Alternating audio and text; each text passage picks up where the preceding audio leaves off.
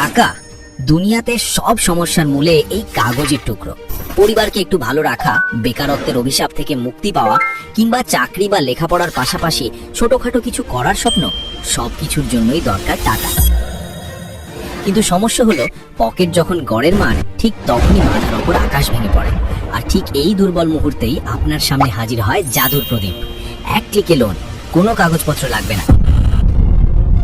আজকের ভিডিওতে আমরা অপারেশন চালাবো এই অনলাইন লোন অ্যাপগুলোর উপর।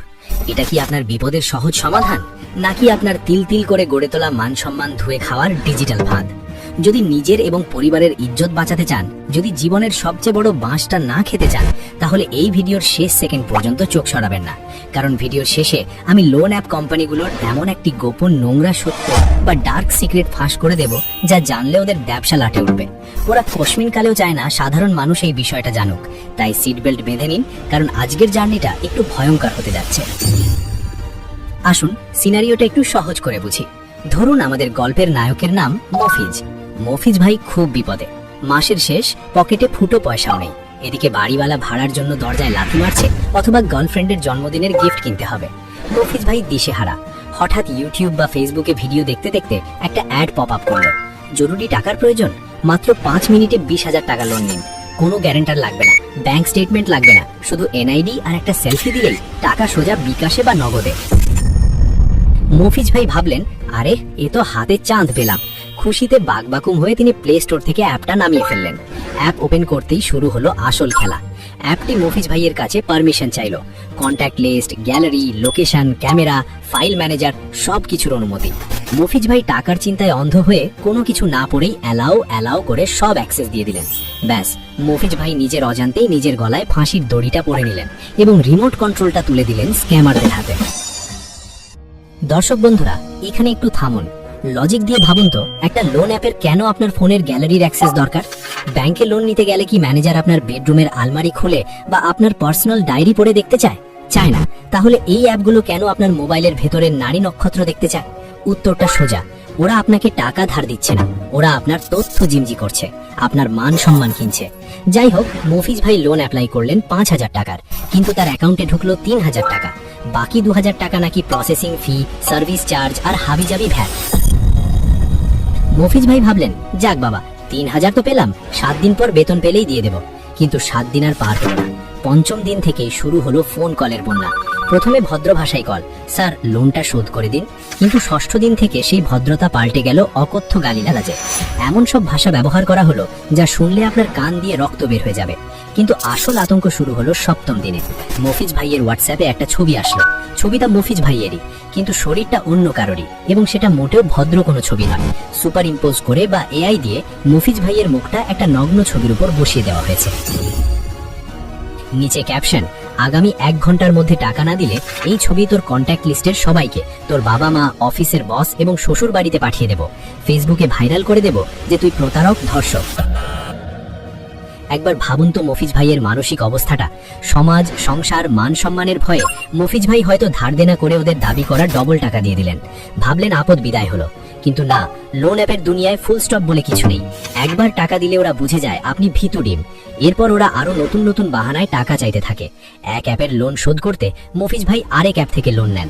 এভাবেই তিনি জড়িয়ে পড়েন এক মরণ ফাঁদে। একেই বলে ডেট ট্র্যাপ বা ঋণের চক্রব্যূহ। লোন নেওয়াটা খারাপ কিছু না, কিন্তু সেটা সঠিক জায়গা থেকে হতে হবে।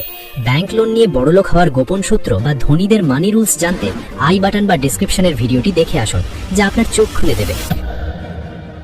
যাই হোক, ফিরে আসি লোন অ্যাপের কথায়। এখন প্রশ্ন হলো, এই অ্যাপগুলো কারা চালায়? এদের কি কোনো অফিস আছে?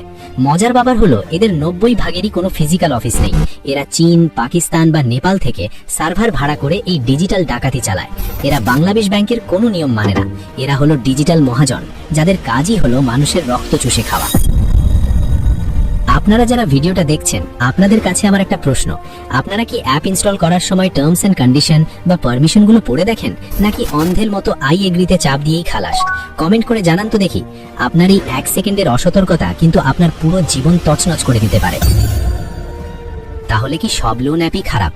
না, সব সাপ যেমন বিষধর না, তেমন সব অ্যাপও ভুয়ো নয়। বাংলাদেশে বেশ কিছু অনুমোদিত প্রতিষ্ঠান আছে যারা বৈধভাবে লোন দেয়, যেমন বিকাশের সিটি ব্যাংক লোন বা কিছু নির্দিষ্ট ব্যাংকিং অ্যাপ। কিন্তু চেনার উপায় কি? সহজ সূত্র দিচ্ছি, মিলিয়ে নিন।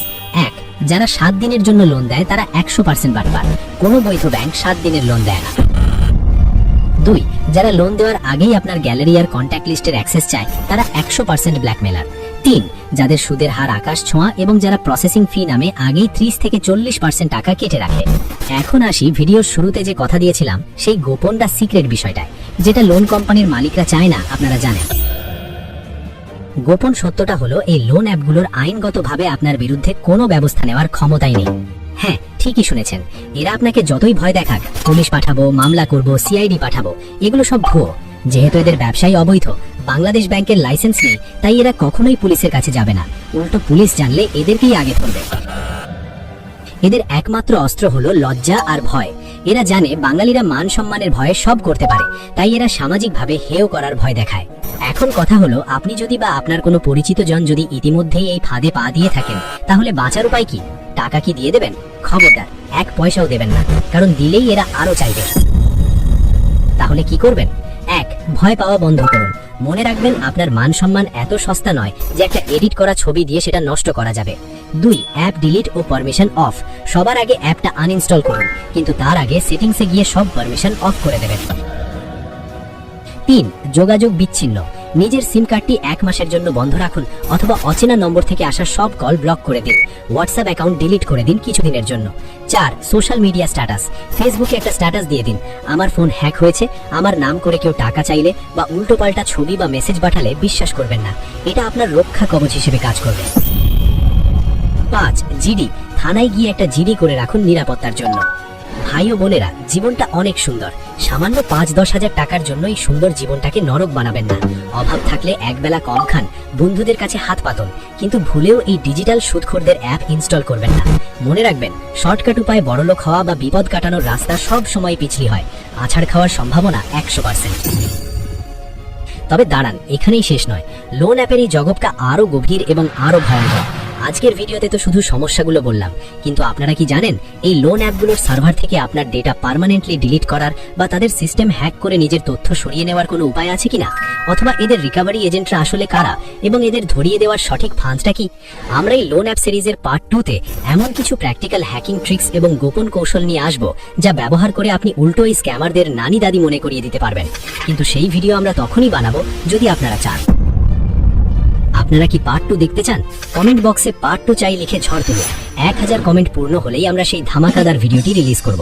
আর হ্যাঁ, আমি বলবো না সাবস্ক্রাইব করুন, কিন্তু যদি আপনি চান আপনার পকেটের টাকা এবং আপনার পরিবারের মান সম্মান সুরক্ষিত থাকুক এবং পার্ট 2 এর সেই গোপন কৌশলগুলো মিস না করতে চান, তাহলে এই চ্যানেলের সাথে যুক্ত না থাকলে লসটা কিন্তু দিন শেষে আপনারই, কারণ আমরাই নিয়ে আসি এমন সব সিক্রেট যা অন্যরা ধামাচাপা দিয়ে রাখে।